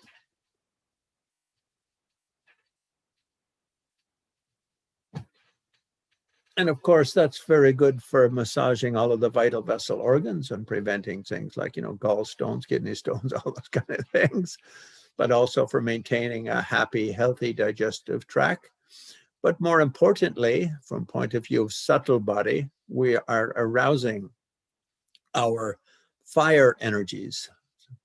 So in all of our, in particular, we're arousing, you could say, our sexual energies, something like that. And in Tantra, sexual energies are the most pure in the sense of primitive and eternal energies. And our brain energies are the least pure in that they are completely driven by conditioned by the 80 conceptual filters. So in other words, by generating, arousing this kind of positive primordial energy through our whole body, that our psychoneural system naturally becomes better. Now, all told, there's 108 of these exercises one can learn, but like Tsongkhapa says, Pama Trungpa recommended 6, and those 6, if you break them down, can become 8 or 10. No more than that are necessary if you do them well. But there is one more I would like to teach, so before we go, and you can try that. And this one is, I think, my favorite, where you sit, and this isn't doing Tumo, though. This is not doing vase breathing. It's sort of, after you've done vase breathing for a while, your energies are feeling better. You sort of imagine that between the center of your brain and a point 4 finger widths below the navel, just in front of the spine, is kind of like a channel. or like a golden rod, you could say. And in the top of it is a moon disk, and in the bottom of it, a red sun disk. And the moon represents your kind of male aggressive energies, and the sun, your female passion energies. And you take in a breath and press in the navel. And as you take it in, then the energy in the navel chakra just gets very strong. And then you let it out. And in the crown chakra, the white energy gets very strong and overflows. And you take it in and you let it out. And as you take it, as you let it out, there's sort of a flooding of the energy. And as you take it in, there's kind of an intensification of the energy. As you take it in, the white descends. As you let it out, the red ascends. So they do this based on 4 chakras, and this also comes from Milarepa. So the navel chakra, 4 fingerlets below the navel, heart chakra, throat chakra, center of the brain chakra. So you think your breath is in. So first you let it out very forcefully. The red overflows. Breathe in forcefully. White overflows. Breathe out forcefully. Red rises to the heart. Breathe in forcefully. White descends to the throat. Breathe out forcefully. Heart red rises to the throat. Breathe in forcefully. White descends to the heart. Breathe out forcefully. Red ascends to the crown. So in this way, breathing in, breathing out, breathe in, and the white descends to the navel. So in this way, it's like you have like a column of red going up and a thing of white coming down. The red fire quality, male quality, is rising, and the white male quality descending. And this sort of dance between the sun and the moon happens like that. So it's kind of, it's used quite a bit for healing, and particular for people suffering from depression, things like that. But in the Milarepa healing yogas, the system of yoga with 8 generation stages brought to Tibet by Rinpoche from the great female mystic Siddharani. This is an important one of the 8 completion stage practices or Tummo practices. So let's just give it a try. Take a breath in. Now sort of see the 4 chakras and the golden rod. Then you breathe out. The red comes strong in the navel. Breathe in. White becomes strong in the crown. Breathe out. Red rises to the heart. Breathe in. White descends to the throat. Breathe out. Red rises to the throat. Breathe in. White descends to the heart. Breathe out. Red rises to the crown. Breathe in. White descends to the navel. And then you just hold the breath for a moment like that with the breath completely in, and you get ready to do another cycle. So one does that either for just a few minutes or a few hours, or like the first Dalai Lama puts it in his commentary, for certain kind of healing practices, you can do it continuously. But anyway, it's a very powerful exercise for really energizing your whole body-mind complex, but only do it after doing the 9-round air cleaning, and then a bit of the Tummo with those 2 things, churning the tummy around this way, and then out and snapping back. And after that, sometimes you'll feel like my body feels really good, and then you'll do that. And then after we do that, generally you do what's known in Tibetan as empty body meditation, Zubtong, where you basically just see your body like an empty balloon, filled with joyous energy. In a universe all by yourself, no one and nothing else is there.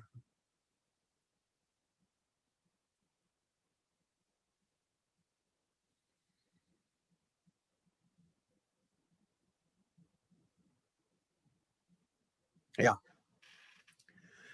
So anyway, guys, that's an introduction to the system known as the 6 Yogas of Naropa, also known as the Bardo Trungdal, the way of moving toward enlightenment, whether you're awake, asleep, or whatnot. So when we do Tumo, we practice it during day. When we do it on our meditation cushion, we try to give rise to the energy dissolutions in that same way as at the time of death, and give rise to the according signs. When we go to sleep at night, we go to sleep as though we were dying, following the energy dissolutions. Try to notice how the mind becomes subtler and subtler, how the 80 conceptual mindsets shut down and the sense organs and sense processing shuts down, and we move into the subtle body, subtle mind, and then clear light experience. As we go into dreams, try to go, the dream yoga basically has 4 steps, but the first is to learn to be awake in your dreams. And the second, within the dream environment, to practice yoga or yogic applications in very particular ways, but we don't have time to discuss that here, so that's that. So yeah. I don't know if we should just finish there, or if someone wants to say anything or anything like that, or if we're out of time. It's getting a little bit late, I think, right? It's like, ta-da, ta-da. I think you left us speechless. I'm pretty speechless. I've never met, you're like an alien creature, Glenn. I mean, that was a full dose of alienness. It's like, you are an extraordinary man. That was, I don't know what to say other than thank you so much. And just your joy and your humor and your wit was really refreshing. But I have to ask you this. I really, since you broke that down and broke it wide open for us, we would have to follow up with you on this and invite you back at some point, because it seems very clear from that 2 hours that you could spend years and years and years processing and rehearsing and digesting and breaking it down. So we are short on time, but just do me one consideration, and please think about coming back and maybe doing some more enduring sort of class to really dissect that offering that you just gave us. Sure. Yeah, for me, it's no problem. I travel a lot, but I'm usually in places with internet. And these days with Zoom, it makes it more easy to do anything like that. But I was invited to go and teach 6 yogas in Moscow. I've got quite a few students up there. And then Moscow went under shutdown. So they said, oh, Lama Glenn, how about we just do a 45-day retreat by Zoom?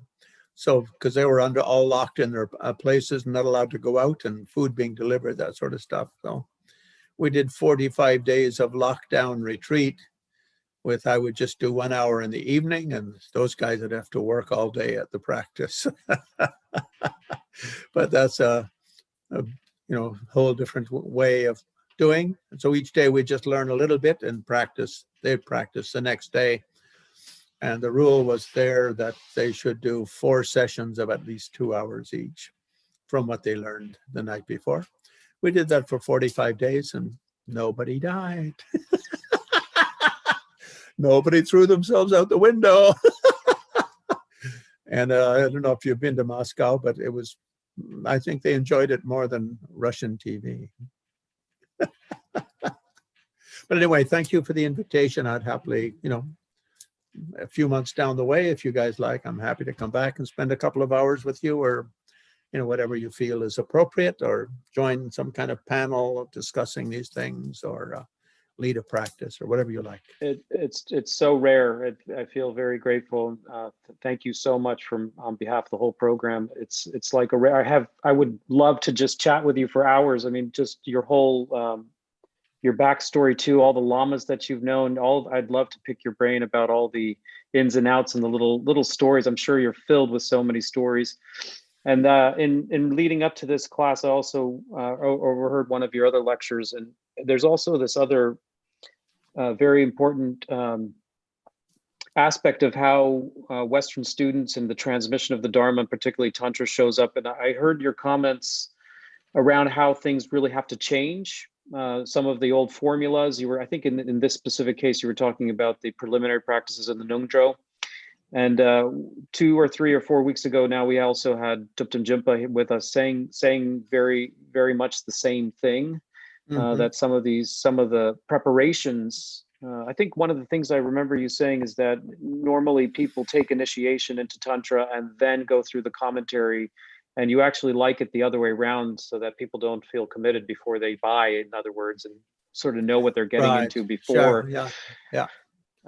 But anyway, Yeah. I just, those kinds of things born of so much experience, particularly being a Westerner, knowing our culture so well, and being around tantric practices for so long, it's a remarkable thing and a unique thing, and something I would love to have a little more time and exposure to, because there are some people in our community that have had tantric initiations, but there is something to say about the cultural transmission of the cultural way that things are moving. And so there's sort of like a way that creativity, some sort of sort of way that things are moving and evolving, that I think is really important for us to hear about. So we have to leave it now, but just know that we're really, really moved and grateful for you to come. And I would really like to just sort of close, if you wouldn't mind, would you lead a kind of dedication prayer and lead us through sort of merit, dedication of merit? Sure. Tibetans like to do the one gawa di nyodudan. Gawa di nyoduda shenriziwan trunkerne. Troachi yamalupa tia salaguparcho. Chanjo semcho rimboche ma ke pana kiguchi. Kiapan yamba mebayong. Gone konu pelwa show. By whatever good energy comes out of our gathering, may each of us individually achieve enlightenment state of the Buddha of compassion, and in that way bring great enlightenment benefits to all living beings. And secondly, within myself, the precious bodhicitta, however much of it I may have or you may have, of course, that's very, very, very precious. Nonetheless, may it increase from high to higher.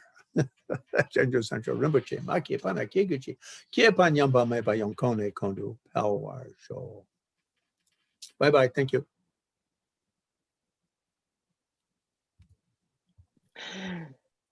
Okay.